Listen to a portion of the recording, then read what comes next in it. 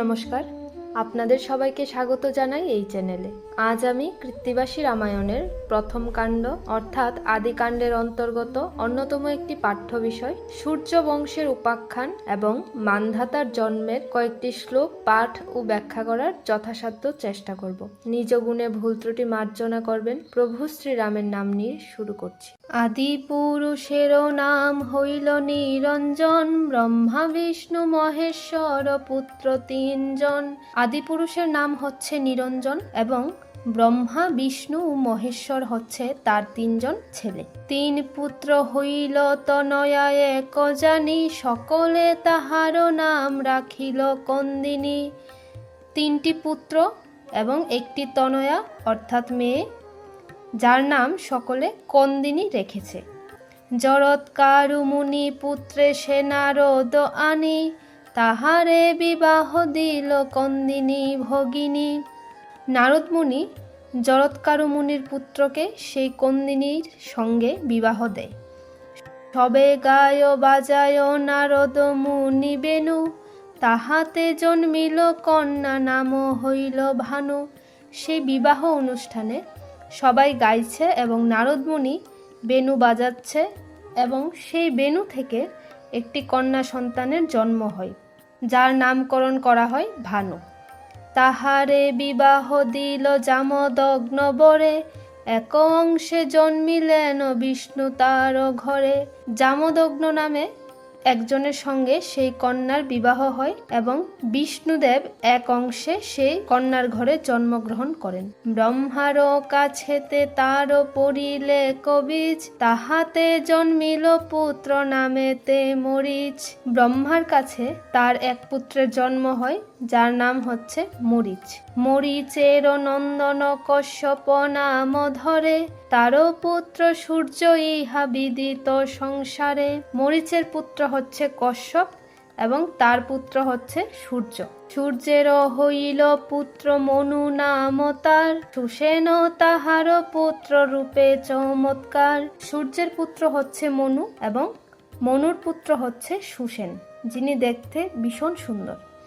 প্রসন্ন তাহার পুত্র সে অতি সুঠাম, হইল তাহার পুত্র যুবনাশ্য নাম।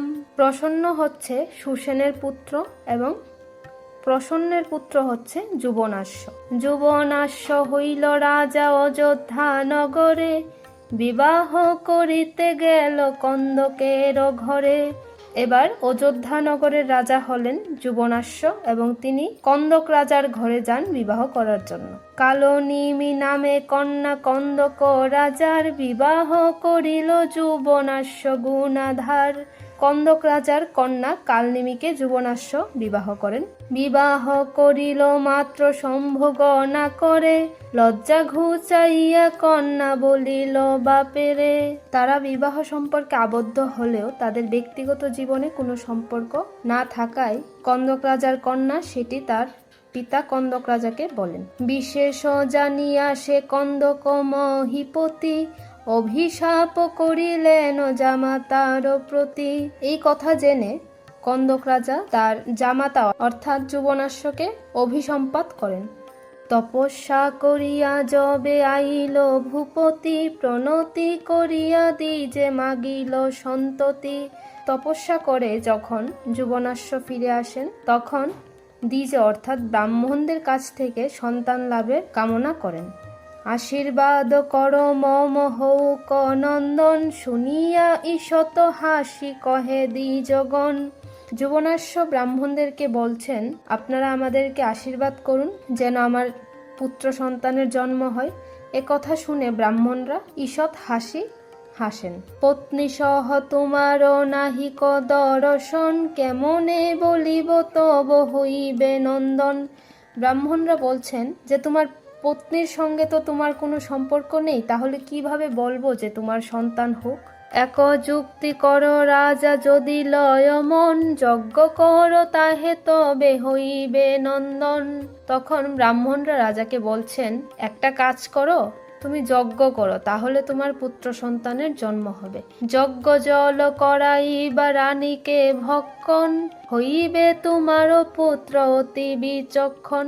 এবং সেই যজ্ঞের যে জল তা তুমি রানীকে ভক্ষণ করাবে এবং তা থেকেই তোমার পুত্র সন্তানের জন্ম হবে। যজ্ঞ করি জল রাজা রাখে নিজ ঘরে, শয়ন করিল রাজা খাটের উপরে।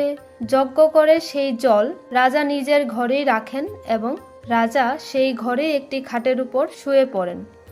যখন হইল রাত্রি দ্বিতীয় প্রহর, জল আন বলি রাজা হইল কাতর।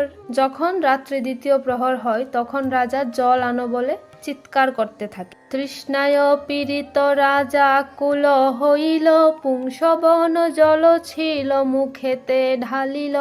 রাজা তৃষ্ণায় পীড়িত হয়ে যখন জল চাইলেন তখন সেই যজ্ঞের জলই রাজা পান করলেন। প্রভাতে প্রকাশ হইল সূর্যের কিরণ, জল আন বলি ডাকে যতেক ব্রাহ্মণ। পরদিন সকালে সূর্যোদয়ের পরে ব্রাহ্মণরা রাজাকে বলেন যে এবার তুমি যজ্ঞ জলটা নিয়ে এসো। রাজা বলে দ্বিজগণ করি নিবেদন, রাত্রিকালে জল আমি করেছি সেবন। তখন রাজা ব্রাহ্মণদেরকে বলছেন যে রাত্রিবেলায় খুব জল তেষ্টায় আমি সেই জলই খেয়ে ফেলেছি। এ কথা শুনিয়া বলে যত মহামতি, রাত্রিকালে জল খেলে হবে গর্ভবতী। একথা শুনে ব্রাহ্মণরা বলছেন যেহেতু তুমি সেই জল পান করেছ তাই তুমি গর্ভবতী হবে। শ্বশুরের অভিশাপ তাহারে লাগিল, যুবনাশ্য মহারাজ গর্ভ যে ধরিল। এভাবে যুবনাশ্য মহারাজের শ্বশুরের অভিসম্পত্তি ফলপ্রসূ হয় এবং যুবনাশ্য মহারাজের গর্ভ হয়। 10 মাস গর্ভপূর্ণ হইল রাজার, বাহির হইল পেট চিরিয়া কুমার। 10 মাস গর্ভ সম্পূর্ণ হওয়ার পর রাজার পেট চিরে বের হয়ে আসে একটি পুত্র সন্তান।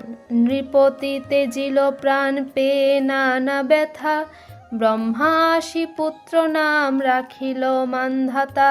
এভাবে যুবনাশ্য নানা কষ্টের মাধ্যমে প্রাণ ত্যাগ করেন। তখন ব্রহ্মদেব এসে সেই পুত্র সন্তানটির নাম রাখে মান্ধাতা। অযোধ্যা নগরে রাজা হইল মান্ধাতা, সপ্তদ্বীপ অধিপতি পুণ্যশীল দাতা।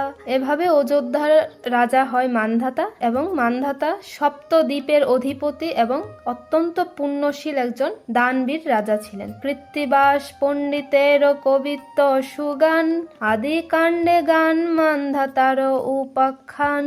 আজ এই পর্যন্তই। ধন্যবাদ সবাইকে। জয় সীতারাম।